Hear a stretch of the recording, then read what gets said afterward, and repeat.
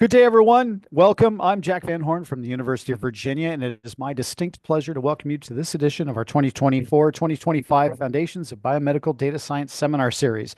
Our unique lecture series is made possible through the generous support of the Integrated Translational Health Institute of Virginia, the UVA College of Arts and Sciences, the UVA School of Data Science, and through a grant from the National Institutes of General Medical Sciences.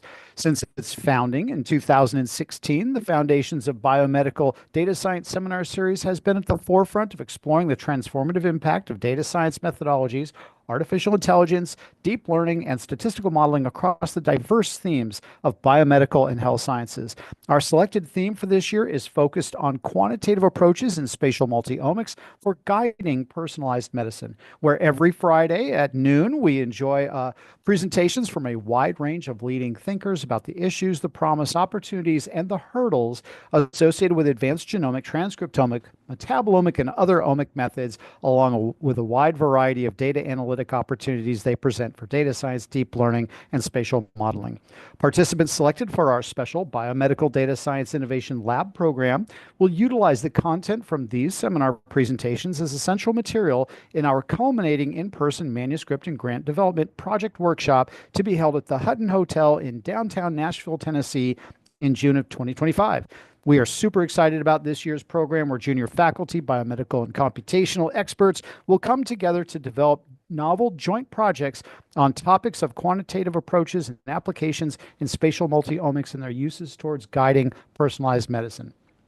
For today's seminar, I am delighted to welcome our speaker, Dr. Andrew Marderstein from Memorial Sloan Kettering Cancer Center.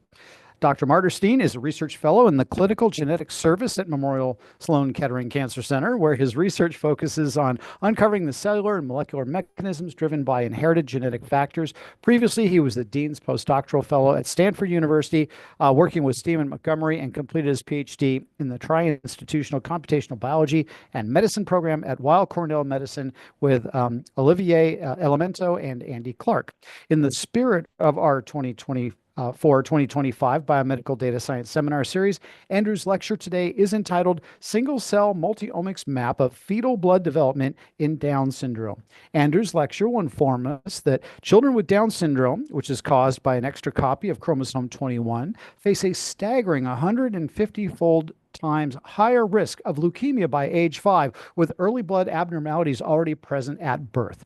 But why do such health challenges, including heightened cancer risk, occur in these subjects? Through his work by analyzing over 1 million single cells through multi-omics methodologies, he and his team have created the most detailed map yet of fetal blood development. This data reveals how inherited genetic changes reshape blood cell development and sets the stage for cancer long before any cancer-driving mutations emerge.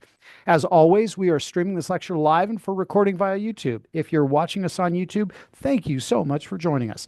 Also, our specially selected 2024-2025 Biomedical Data Science Innovation Lab participants, as well as alumni, are strongly encouraged to submit any questions they have via the chat feature in their YouTube sessions, where I will synthesize these and ask them on your behalf during the last 10 minutes or so of the lecture. And with that, thank you so much, Andrew. We are really looking forward to your presentation. Great. Thank you so much for having me. So today I'll be presenting on this single cell multiomics map that we've been developing of fetal blood development and how we sort of use this type of data to understand how Down syndrome disrupts that developmental process.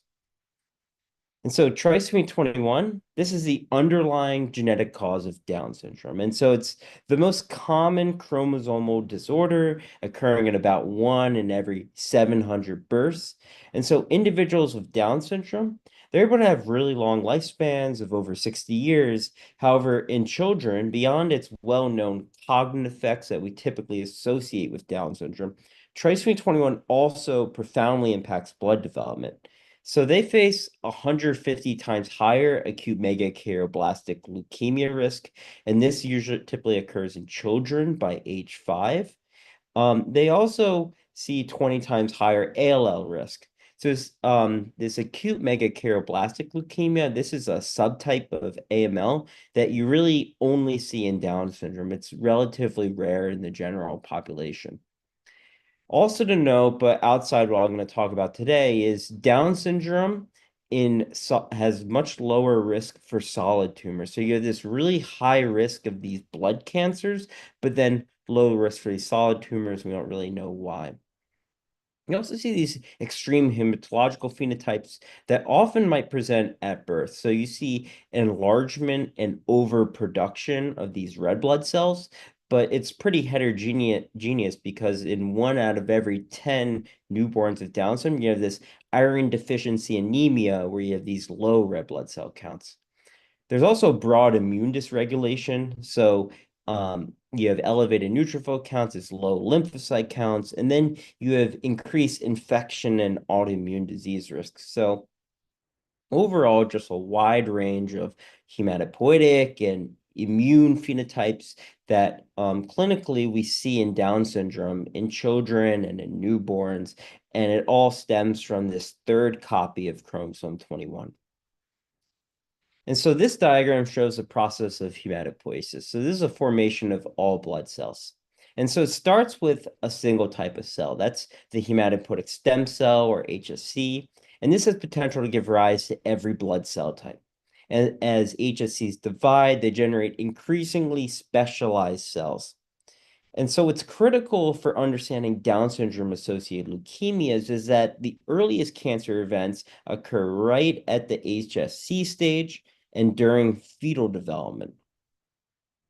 These events, which I'm going to outline on the next slide, occur very early on in development. So during fetal development, the liver serves as a primary site of blood production before this process transitions to the bone marrow, which becomes the main site of blood production in adults.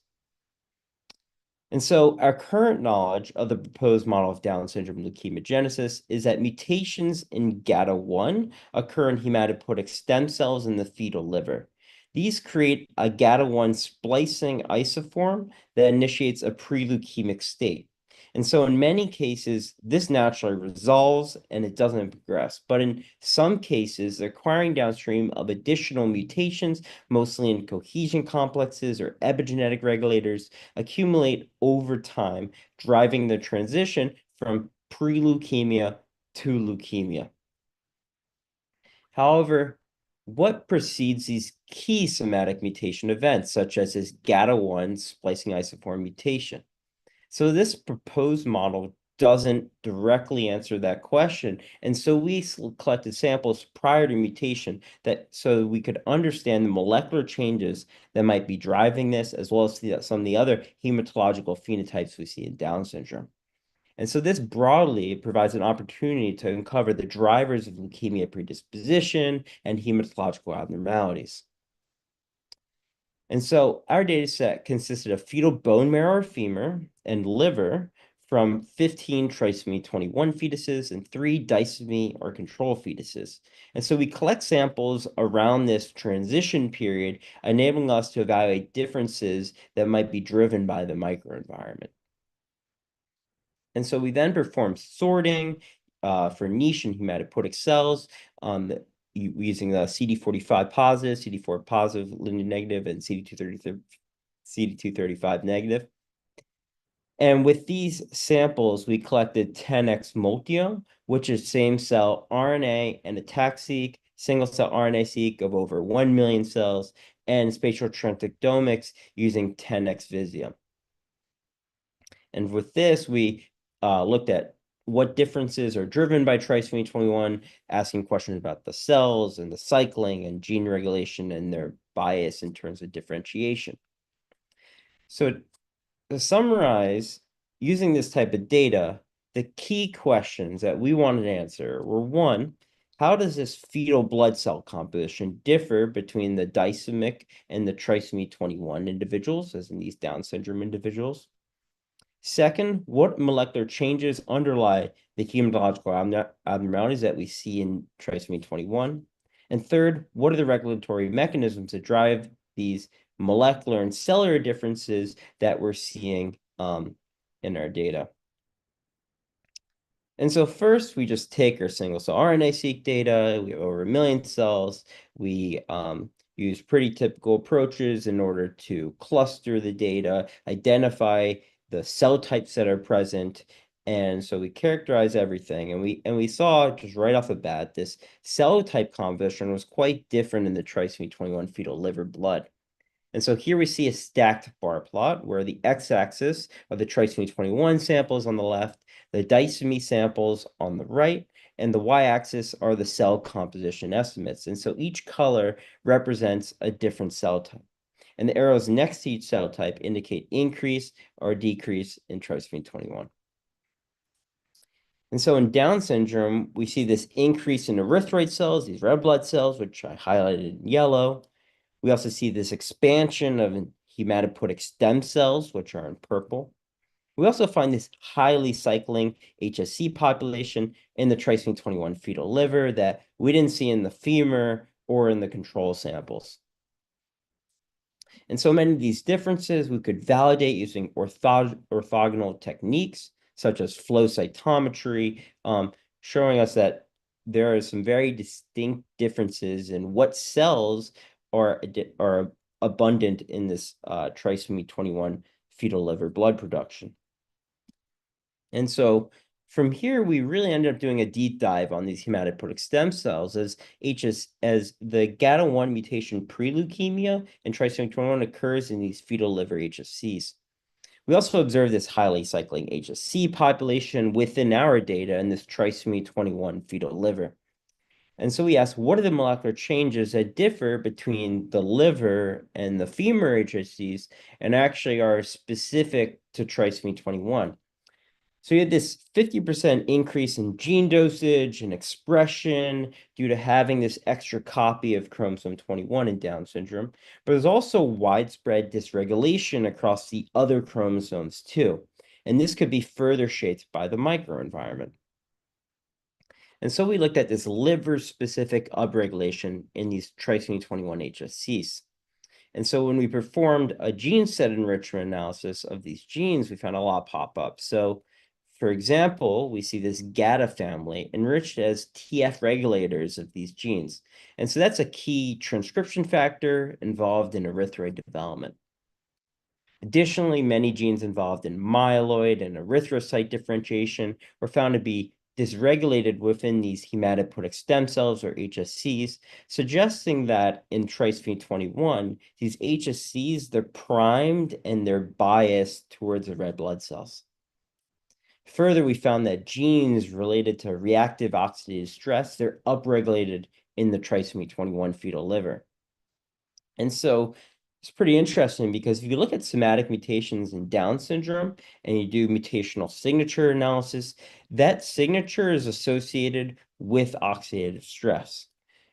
As an additional anecdote, if you look at our cycling HSCs compared to their less cycling counterparts within our data, they upregulate genes involved in mitochondrial dysfunction, which can trigger oxidative stress, overall synergizing with this observation that there's increased oxidative stress going on.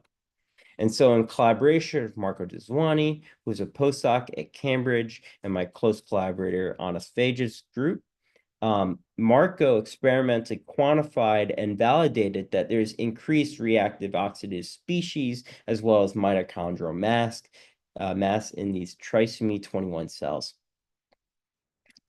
And so with our first two questions, we found that first, you see this increase of erythroid cells, this expansion and cycling of these hematopoietic stem cells. And with the molecular changes, we found that these liver HSCs, now not only are they very highly cycling, but they're actually biased towards the erythroid lineage, as what we're predicting off the RNA-seq data, and they exhibit higher levels of the oxidative stress. And so we asked, how do these non-coding regulatory elements that are essential for gene regulation influence erythroid lineage bias, leukemia risk in these trisomy 21 HSCs? And this could be perhaps through inducing changes in transcription factor binding and thereby affecting transcription. And so first we set out to characterize the epigenetic landscape of trisomy 21 by using this 10x multiome technology. So 10x multiome allows you to get ATAC and RNA-seq of the same cell. ATAC is a measurement of chromatin accessibility and thereby gets some insight and potential enhancer activity. And the single-cell RNA-seq measures the gene expression. And so first, this allows us to create a map of accessibility in the trisomy 21 liver and across all the different cell types. We then sought to identify the transcription factors with altered activity that might be driving differences in the accessibility. Then we want to understand which non-coding elements regulate which genes and how that might differ in a trisomy 21 genetic background. Then implicate important or candidate non-coding elements, as well as their target genes that play a role in some of the phenotypes we're seeing, such as lineage bias. And finally, 5, study the relationship with somatic mutations and ultimately cancer risk. And so first, we just create a map of the accessibility in trisomy 21. 10x multiome is a great technology just for doing this. And we immediately see this epigenetic priming in these HSCs. And so if we look at the percentage of these hematopoietic stem cells where GATA1 is accessible, where GATA1, to be clear, is this key erythroid or red blood cell related transcription factor, the amount of cells was 3 times higher proportion in the trisomy 21 cells compared to disomy. So GATA1 is broadly accessible, and we see this quite widely too in other enhancers and genes of interest. And so next we sought to look at trisomy 20 HTs and try to understand the concordance between RNA and ATAC. So this is a phenotype that you will often see in mature and differentiated cell states in that their epigenetic and transcriptomic profiles will start to look relatively similar. And so in collaboration with John Besney, who is a grad student at Stanford, John used MIRA, which is a topic model, in order to do this. So this is a variational autoencoder approach in order to learn expression and accessibility topics defining each cell's identity. So it sort of intersects deep learning with probabilistic graphical models in order to do this. And so we use this approach to calculate ATAC topics and RNA topics. And then we compared the ATAC and RNA using the mutual information of the RNA and ATAC topics in a single cell. So as a result, we have a measurement of the concordance between RNA and ATAC for each individual cell, which we expect to exhibit higher concordance as cells progress into a more mature and differentiated cell state. And so we found that these HSCs in trisomy 21 have greater concordance between RNA and ATAC. So here I'm plotting the similarity of these two modalities for each cell, with trisomy 21 in red, disomy in blue. And this higher concordance in trisomy 21 is typically a signature of more mature and differentiated cell states. So overall is a second type of analysis of these to show that there's some epigenetic priming going on as well in these trisomy 21 HSCs, where they're sort of geared up and ready to differentiate. We then sought to look at the transcription factors. And so if Evan Patty, who's a postdoc at Stanford, we sought to identify the TS that potentially drive the observed lineage bias in trisomy 21. And so we built a regression model to predict differential accessibility. And we did this using motif information, such as whether a peak or open chromatin region contains a GATA, AP1, or other canonical motifs, as well as accounting for differential motif usage between promoters and enhancers with the goal to predict the log-fold change in accessibility based on just this info alone. And so using this model, we're able to rank transcription factors that contribute to differential accessibility in these trisomy 21 HSCs. And we did this by which motifs predict differential accessibility best. And so the x-axis is a variation explained by each motif, and where each motif is on the y-axis. And so in dark blue at the top are the GATA motifs, which have an outsized role in accessibility. However, beyond just GATA, below that, we found a large number of other potential TFs of interest too, which suggests some pretty complex regulatory mechanisms that might be driving the differences between trisomy 21 and disomic HSCs. And so overall, we found over 40 different transcription factor motifs that drive accessibility differences between trisomy 21 and disomy. However, GATA1 explained over twice the amount of variation in accessibility than our second-ranked transcription factor, which was PU1, which is a key classic hematopoietic TF. And so we see this major accessibility changes with this epigenetic primate. It's driven by GATA, but also a range of other transcription factors. We ask, how does this lead to differences in how enhancers regulate their target genes? And so multiome data, this simultaneously measures chromatin accessibility and gene expression within the same cells, enabling the direct linking of regulatory elements to their target genes. And so here, non-coding elements are identified using peaks, and that's because they appear as distinct signals of accessibility when you look at them in the ATAC sequencing data. And so regulatory elements, when they're accessible, they allow transcription factors to bind, recruit co-activators, facilitate chromatin looping to bring together the enhancers and promoters in close proximity, and enable RNA polymerase II recruitment to initiate gene transcription. So in multiome data, we can computationally capture these non-coding elements, regulating target genes by correlating the accessibility of open chromatin regions or peaks with gene expression. And so this can be done in specific cell types to create context-specific maps of which non-coding elements influence which genes at cell type-specific resolution. And so we use a model called SENT, which uses a Poisson regression model with bootstrap standard errors that help us maintain the false positive rates. And so we created these maps of non-coding elements and their genes in these disomic HSCs and these trisomy 21 HSCs. And so overall, we found a greater number of these peak to gene links found in trisomy 21 HSCs compared to the disomic HSCs. And so that's what we see here, where in blue is trisomy 21, red is disomy, and the y-axis are the number of associations. And so we have many more enhancer gene links found in trisomy 21. We want to know, how does genetic background, this trisomy, modify gene regulation? And I think this is a little bit of a fundamental question. In the gene regulation field, very much a significant interest is to map which enhancers regulate which genes, but it's underappreciated the role of genetic background when we create these types of maps. And because trisomy has such a large genetic effect, I think it gives a unique opportunity to evaluate this.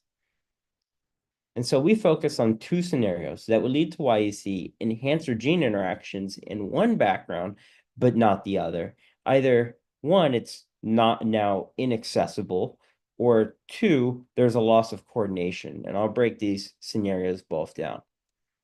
So the first is this inaccessible scenario. So here we have binarized accessibility along the x-axis, where each point represents a different cell with gene expression along the y-axis. And so when you identify these multiome enhancer gene links, you essentially see a correlation between the two, where, say, the accessible cells would have higher expression of the gene that's being tested. And so if it's inaccessible in the right scenario, the region is never accessible, it's never open, and so you never observe this correlation. That's why you only detect it in the scenario on the left. The other scenario we're interested in is loss of coordination, and that's where the region is accessible, but the enhancer isn't active, and so as a result, there's no correlation between chromatin accessibility and gene expression. And this could happen due to a lack of transcription factor binding or the presence of repressive epigenetic modifications or other mechanisms too. And so our goal was to identify and characterize these scenarios to better understand how regulatory elements influence gene expression. And so we set up our Poisson regression model as such, where you have mu is the gene expression counts where the A is a covariate representing binarized accessibility. The T represents a binarized indicator, whether it's trisomy or disomy cells. On the right-hand side is C, which is a covariate matrix. This includes technical aspects like the sparsity of the cells, like the number of reads, also include like mitochondrial content, batch effects. And we specifically test for this interaction term beta 3, which is between the binarized accessibility and the trisomy indicator. And so this interaction term, beta 3, informs how trisomy alters the coordination between regulatory elements and their downstream genes. And so when we apply this type of model to the disomy specific E to G, we found that they mostly fall in scenario 2, and that's this loss of coordination in trisomy 21. And so here you have these regulatory elements, which are only really identified in disomy. And when you look in the trisomy background, these regulatory elements are still accessible, but for some reason, there's no correlation between the accessibility and the expression. The second scenario, when we looked at these trisomy specific E to G, fell in the inaccessible scenario in disomy. So most of these regulatory elements that we identify that are specific to the trisomy 21 background, they're simply closed chromatin within disomic cells. And so to summarize what I'm describing is that these active regulatory elements in trisomy 21, they're typically inaccessible in controls. However, these regulatory elements active in disomy, they remain accessible in trisomy, but they lose their link to gene expression. And so this is still an ongoing area of research because the mechanism by which trisomy is activating these new regulatory elements at the expense of disomic ones, which are no longer functional, as we infer from our multiome data, it's unknown. And so we're trying to map these TF binding mechanisms to understand the role of, for example, pioneering factors such as GATA1. We're also thinking about investing histone modifications and trying to understand transcriptional repression, thinking about 3D chromosomal architecture. So we're trying to understand this a little bit more on a mechanistic basis. Purpose of today, I'm going to talk about, all right, so these differences in non-coding regulation, which I just outlined, how does this actually impact blood development?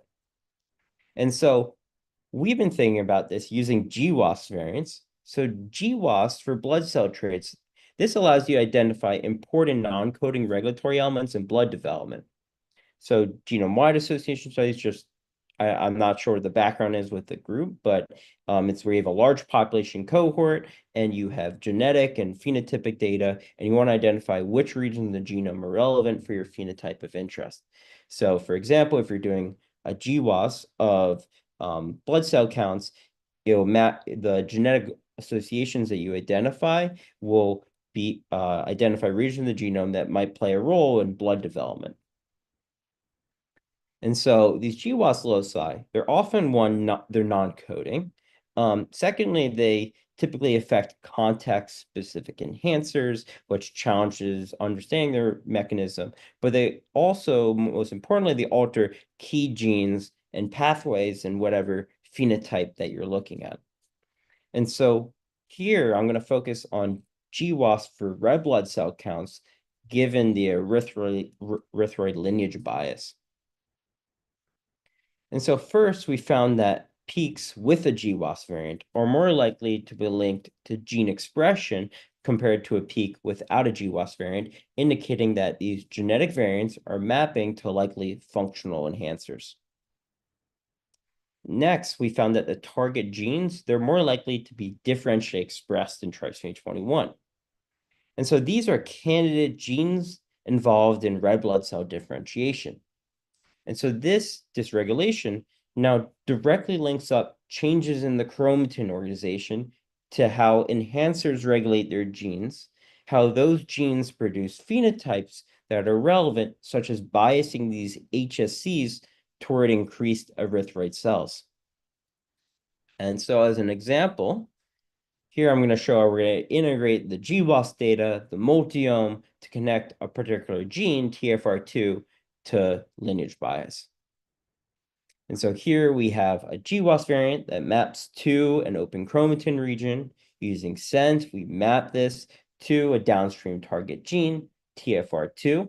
And when you look at TFR2 gene expression in the single-cell RNA-seq data, you see this large differential expression, whereas you go from dicemic HSCs on top to an increase in expression in the trisomy 21 HSCs to even higher expression in the trisomy 21 cycling HSCs, where each point represents a different suitable sample in the data.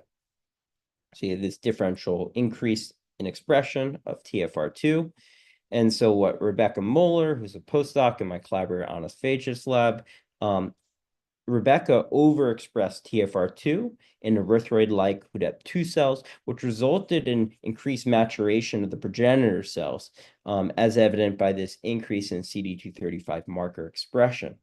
So here we're able to directly link up TFR2 to red blood cell differentiation. However, TFR2, this is just one piece of a larger story, because this trisomy 21 erythroid lineage bias involves many genes, and we found that this validates in vitro.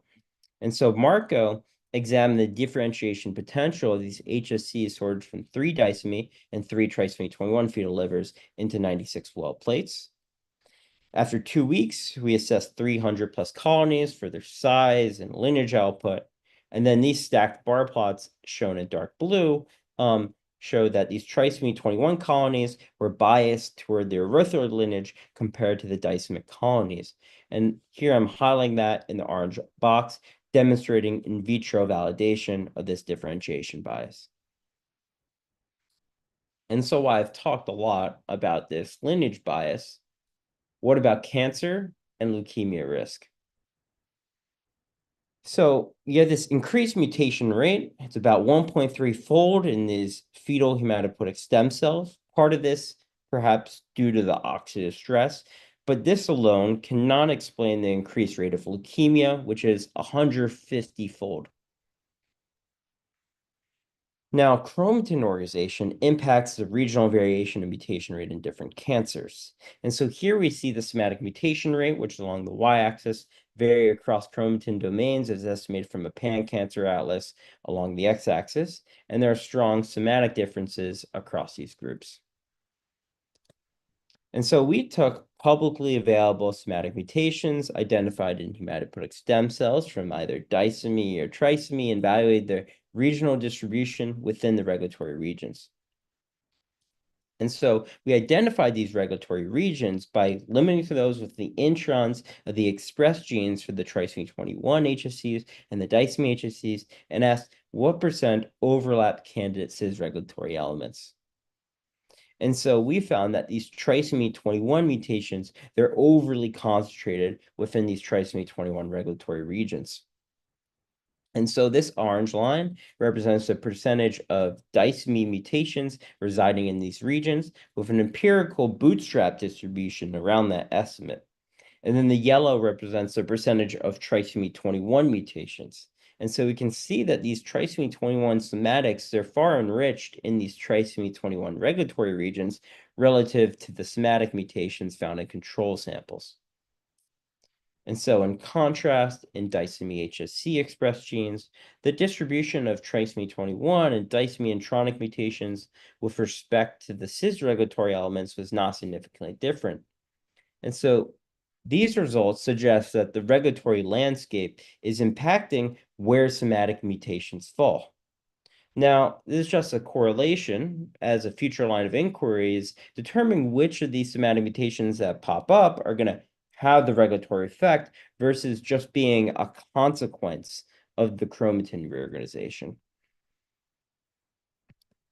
And so overall, these results are in line with hypothesis that altered chromatin accessibility in trisomy 21 HSCs, it's one impacting where these mutations occur in trisomy 21 with the potential to increase pre-leukemia development, while two, it actually underlies co-occurring hematological conditions because it's jointly impacting leukemia risk while it's significantly impacting blood cell development, particularly this bias and differentiation towards red blood cells.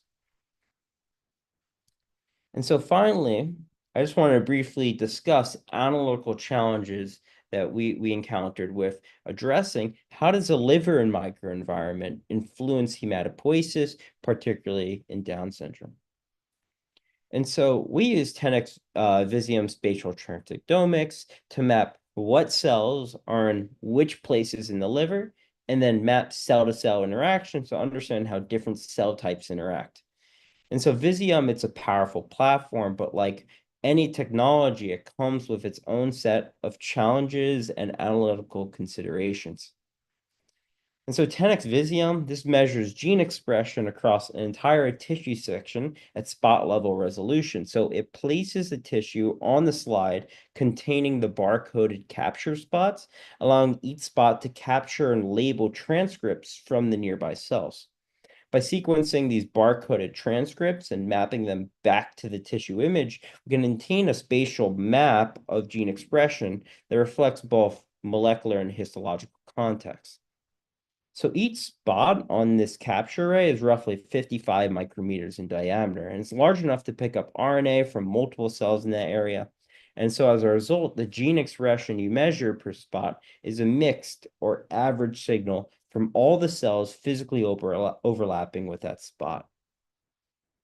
And so deconvolution methods then aim to unmix or deconvolve these signals by estimating which cell types and in what proportions contribute to each spot's overall gene expression profile. Often, these types of approaches leverage a single-cell RNA-seq reference data and the computational model in order to achieve this. However, how robust are these estimates that you can make with these models of cellular abundances? And so we aim to evaluate the impact of what reference you choose in these types of analyses. And so to do this, we first derived 5 single-cell RNA-seq references of the fetal liver. So we took our disomy data set and we split up the single-cell RNA-seq into 2 halves. And I'm calling that disomy subset reference 1, disomy subset reference 2. Then you have your full disomy data set, and then you have your full trisomy data set. And then we took a 5th reference, which is from a published study. It was published in Nature now 6 years ago. And this is single-cell RNA-seq of the human fetal liver. And so in these disomy samples, we deconvoluted the abundances in each spot using cell to location. And then for each cell type, we correlated the abundances across spots between the cell to location results from 1, comparing the disomy subset reference 1 versus disomy subset reference 2. Then we did all disomy versus all trisomy. And then we did all disomy versus all disomy from the Popescu et al. Published resource. And so, for example, we would estimate erythroid cells using these references across all spots. And then we estimate the correlation between these erythroid abundances between 2 different convolutions, where these 2 different convolutions were made using different references.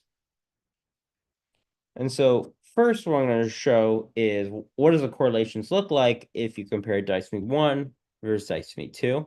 And so each point underlying this bar plot represents a different cell type.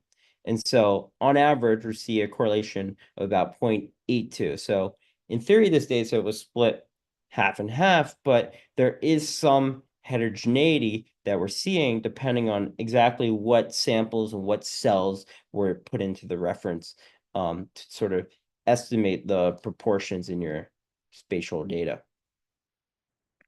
When we then move on to comparing the public data versus disomy and the trisomy data versus disomy, this drop-off became much larger. It came about 0.65, 0.72, which no doubt are strong correlations. But for some cell types, there's no correlation at all. I mean, you could look down here, and it was essentially random for some cell type proportions, how correlated they were depending on what reference you chose. And so overall, you're seeing a drop-off as you go from splitting this disomy up into if you were swapping the public resource versus just our trisomy data. And the main issue we ran into is not only were we seeing this variability, but this variability impacted everything downstream, such that many of these statistical analyses that we want to do, such as comparing cell-to-cell interactions and the abundance of different cells in different spots or across the whole sample, would fail simple sensitivity analyses. We lacked robustness in sort of some of the claims that we wanted to make. And so, in contrast, very excited about moving into, I think, other types of approaches like 10x Xenium, same company. This is using a highly multiplex fish-based approach to detect individual RNA molecules directly in the tissue, avoiding issues with spot-level deconvolution. This is an exciting opportunity, and I'm excited to sort of see this field develop over the next several years, addressing some of the challenges that we've been seeing with, for example, other approaches. And so, in conclusion, we've identified key cellular and molecular processes that underlie the earliest events of Down syndrome. So our results allowed us to hypothesize that the interplay between trisomy 21 gene expression dynamics, the altered chromatin organization, and the strain of oxidative stress coalesces to create an environment potentially conducive to pre-leukemic and leukemic change, while simultaneously dysregulating blood development. We recently published this work a few months ago in Nature. I invite everyone to take a look as we go deeper into some of the cell biology and the heterogeneity of these hematopoietic stem cells within the paper. And with that, I'd like to especially thank the amazing army of collaborators, scientists, and colleagues on this slide. I'd really like to thank Stephen Montgomery, who I worked with closely at Stanford, as well as Anna Feich, who's at University of Copenhagen, worked extremely close with her. She's one of my closest collaborators, and I'd be happy to take any questions. Thank you. Andrew, thank you so much. That's a fantastic amount of work that you just described. Thanks so much for sharing that with us. I was really intrigued about the MIRA approach that you and your colleague had approached. Yeah. Can you give us a little more insight into how that works and what some of I don't know, how one interprets the results? Yeah, so the mirror is essentially a topic analysis. So it takes that heterogeneous data that you'll get from gene expression or chromatin accessibility, where it's really high dimensional, and tries to bring it down to a lower resolution. So I think it's a really powerful type of approach for doing that, using the variational autoencoder type framework. And sort of really excited about sort of using these in a number of scenarios to sort of understand like what is the cell state of each individual cell in the data in like a lower dimensional representation. What are some of the statistical power considerations? You sort of alluded to it when you were talking about some of your uh, frame of reference correlations that you just might not have had enough statistical power. What are some of the other places that shows up, and what can one do about it?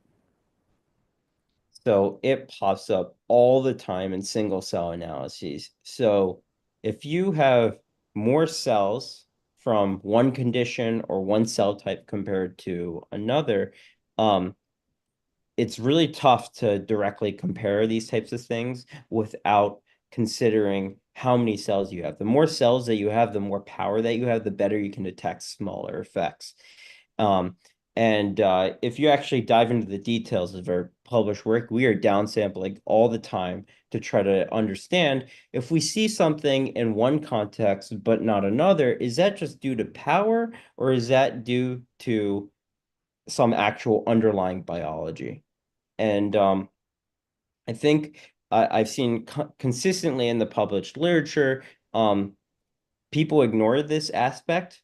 I think it's a traditional, or it's a common pitfall that people run into, and in that they ignore how the sequencing depth or the amount of cells that you have sort of confound your analyses, but it could really affect the type of conclusions that you're able to make in these single cell data. So that's like one of the biggest things I'm constantly thinking about with single cell analysis.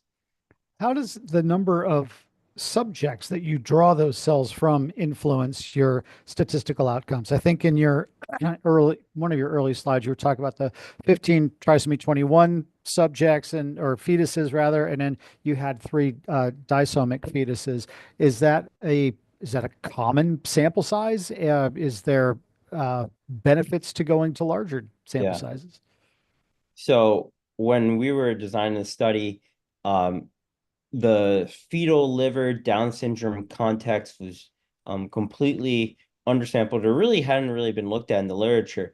So we were thinking, oh, we'll maximize getting as many cells in that context as possible, which is great because you can now characterize the maybe more rare or more infrequent cells in your samples by doing that. Um, but in retrospect, we would have actually gained a lot just by sampling controls a lot more, Hmm. because we did run into challenges now. We've wanted to compare what we found in Down syndrome versus controls. Is that because we had 700,000 cells in Down syndrome, but only 100,000 cells in control?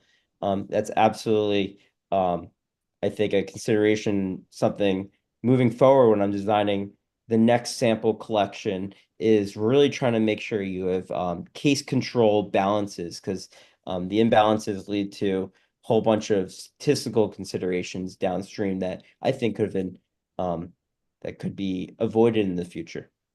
In trying to gather enough subjects to help kind of make that worthwhile, I Yeah. mean, you guys are in New York City. You guys are probably not hurting for possible subjects. I'm wondering if there isn't some sort of a trisomy 21 genetic multi-omic consortium that might be able to pool data from across multiple sites and be able to, basically gain power that way. Yeah, I think absolutely. I know there's the Include Consortium, which has started a few years ago, where they're studying a range of different conditions that are linked to Down syndrome. I didn't talk about anything besides blood today, but there's also um, other clinical abnormalities that you see in other organs. So um, there's definitely like significant opportunity to sort of grow this out and understand some of the phenotypes we're seeing, not just in blood cells, but in other cells too. I touched upon it briefly at the very start of my talk, but there's higher risk for blood cancers, way higher risk, but then there's lower risk for solid tumors. And so we can gain a lot by understanding what are general mechanisms that maybe are opposite between blood cancers and solid tumors that might explain why Down syndrome or trisomy 21 can be protective in a solid tissue, but then cancerous when you go into blood. There's an extreme context specificity, and it's very interesting, I think, to sort of explore that a lot further.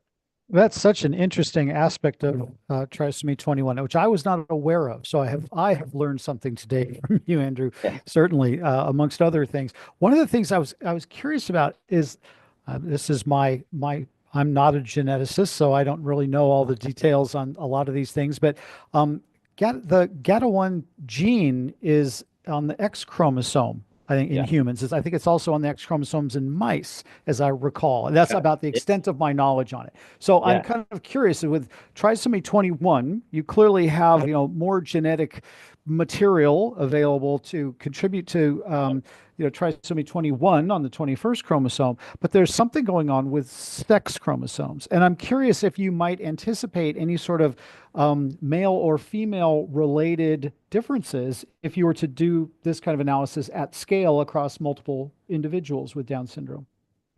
Yeah, we've been talking quite a bit about that question. I think there's one aspect of looking at like sex-specific effects, um, which we've been thinking about, and you could actually do that with like allele-specific chromatin type analyses. At the end of the day, this is probably a gene regulation problem, and that's why the Mhm. multiome data is going to be really valuable.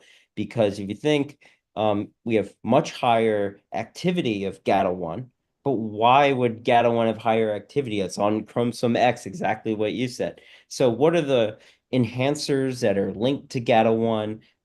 Sort of what transcription factors are binding there? Like, for example, RUNX1. This is a transcription factor involved in erythroid development. It's on chromosome 21.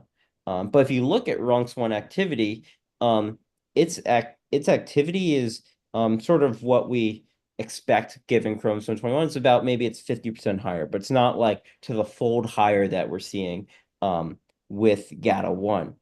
But is RUNX1, say, binding and to a bunch of enhancers of GATA1? Um, I just we don't know. And it's sort of an exciting question that we're thinking about.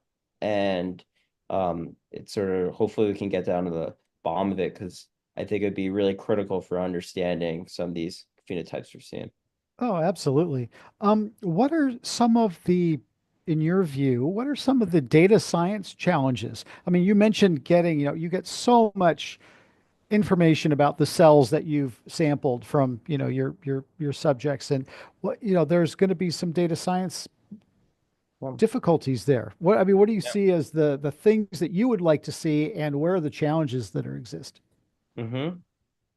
Yeah, so one area that I'm really excited about is use of deep learning models to understand some of these single cell data. So in the very end of my talk, I introduced how these somatic mutations that come up, they're enriched in these regulatory regions, but we don't know either are they causing changes in the regulatory regions, and that's why we see that, or is it a consequence of the chromatin organization? So is it cause or consequence effects on chromatin? So these deep learning models that are being developed, they're trained on DNA sequences to predict chromatin accessibility profile. So they're learning how transcription factors bind to their motifs and drive genome-wide accessibility in specific cell types. And once trained, you can use these models to predict how a genetic variant or a mutation that comes up actually impacts chromatin accessibility profile. So these models are learning something, but you can use them and re-engineer them for asking very interesting questions about what mutations do in the non-coding genome, directly testing the cause versus consequence question. And this is like a definitely new field in the sense of how successful it sort of has been for understanding variant effects over the last, I'd say, 10 years. And really excited about trying to use these types of models for addressing some of these questions. Now, these models still aren't perfect. So that's what I see as like a major data science challenge is how do we learn that context specificity? How do you learn not only effects on chromatin accessibility, but across the regulatory cascade towards gene expression? Um, Really just excited about sort of that frontier for understanding our single cell data a little bit more.